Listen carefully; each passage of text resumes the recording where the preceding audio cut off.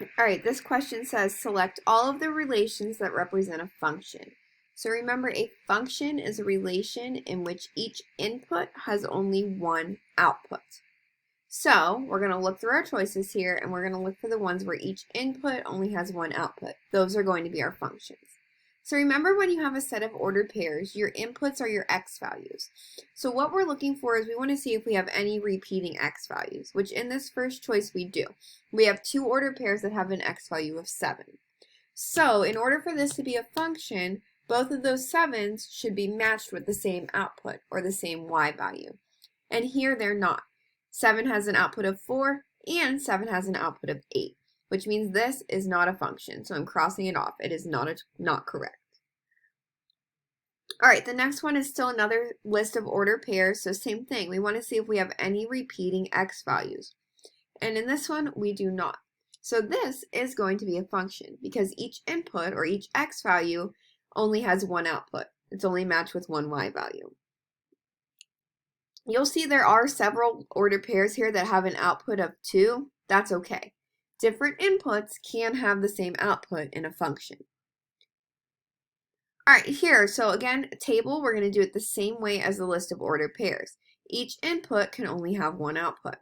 Here, 0, 4, and 7 are our inputs. They all have an output of -3. That is okay. This is a function because you can have different x values matched with the same y value. That's okay. Different inputs can have the same output, but each input can only have one output. So this table here, this would not be a function because look, our input of 4, one time it outputs 5, one time it outputs 8, one time it outputs 0. We cannot predict the output for an input of 4, which means this is not a function. So we're crossing that off. When we're looking at graphs, the graphs need to pass the vertical line test. So that means if we take a vertical line and we draw it through the graph, it will only go through one point at a time. If at any time that vertical line crosses your graph in 2 places at the same time, it is not a function. So if we take our vertical line and we move it through, we take our vertical line and we move it across our function here, which you could do with your finger or your pencil when you're taking the test, we can see here that it's only going to cross at one point each time. So this would be a function. Check.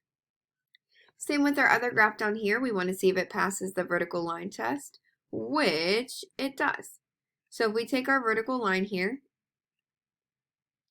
and same thing, we move it across the graph,